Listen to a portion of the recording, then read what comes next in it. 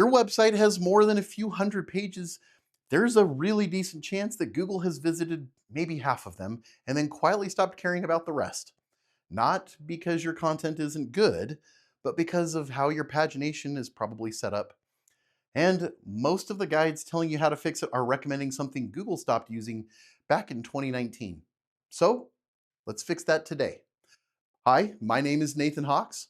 I'm the president of Arcane Marketing, and we've been doing technical SEO for healthcare businesses and a lot of other types of organizations for over 10 years now. This video is going to cover how search engines actually respond to pagination now in 2026, what canonical tags to use and when, and why infinite scroll is quietly killing your indexation, what crawl budget is and how pagination drains it, and the part most SEO guides miss entirely, which is how all of this connects to whether AI engines like ChatGPT and Perplexity can even find your content. All right, let's go. First, what pagination actually is and why it matters for more than just developers. Pagination is how the website divide large amounts of content across multiple pages.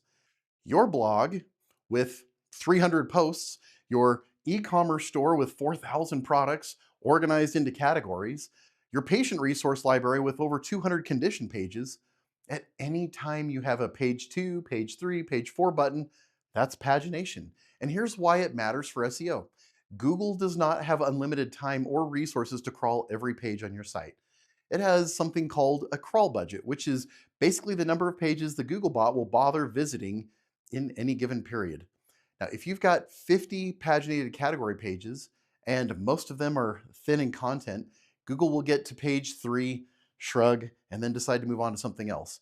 The products on pages 4 through 50, they may not get indexed at all. Now, let's talk about the three main pagination approaches and how Google handles each one. Sequential pagination is the classic, right? Page 1, page 2, page 3. It works fine if you do it correctly. The mistakes that people make are giving paginated page the same tag, using no canonical tags or canonicalizing every page back to page 1. That last one, it's a trap. If your canonical page is 2 through 50 back to page 1, you're literally telling Google, hey, ignore everything after page 1, which, to be fair, hey, Google's happy to do.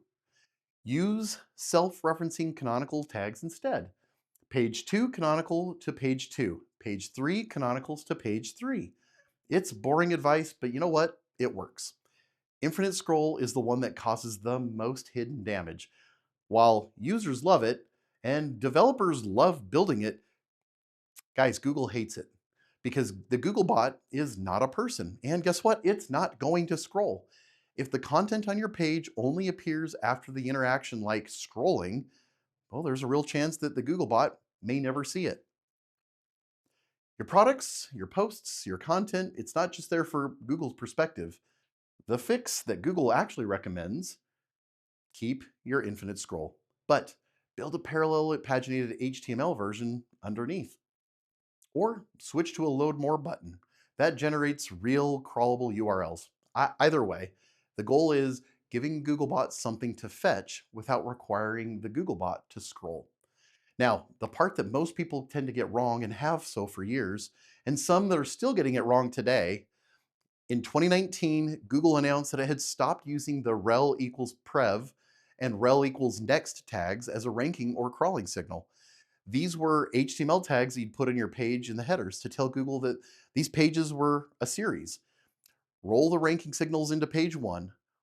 Google used them from 2011 to 2019, and then they dropped them.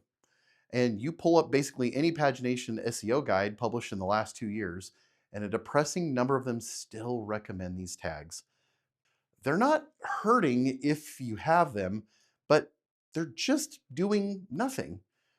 The modern approach is canonical tags plus internal linking, plus unique metadata for each paginated page. That's the whole playbook. It's less exciting than a magic tag, I know. But here's the part that connects pagination to something most business owners have never really thought about. AI search visibility. When someone asks ChatGPT or Perplexity a question that your site should be answering, Those tools pull from indexed content. This is content that Google has not indexed, and it's also now not visible to the AI engines. So if you've got a healthcare practice with a library of condition pages spread across 20 paginated pages, and Google has only indexed the first three, your expertise becomes more invisible. And not just to Google, to every AI engine that would otherwise have cited your site when a patient is looking for that information. At Arcane Marketing, we call this GEO, Generative Engine Optimization. And the foundation of GEO is exactly this. If a page isn't indexed, it can't be cited.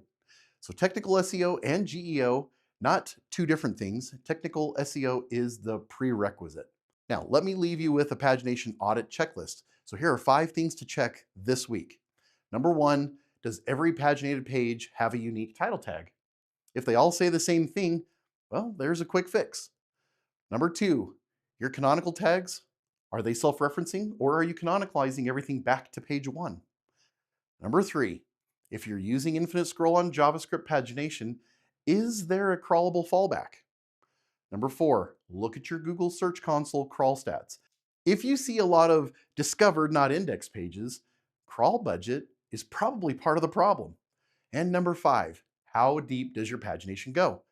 If you've got category pages that go 30 deep and traffic drops to 0 after page 4, pages 5 through 30 probably aren't indexed. Apply no index. Free up the budget for pages that need to earn it. That's pagination and SEO for 2026. And it's not that complicated, but it's certainly worth getting right because the impact compounds the bigger your site gets. If you want technical SEO audit that covers all of this in detail for your specific site, the link is in the description. And if this was useful, subscribe because this is the kind of stuff we cover every week.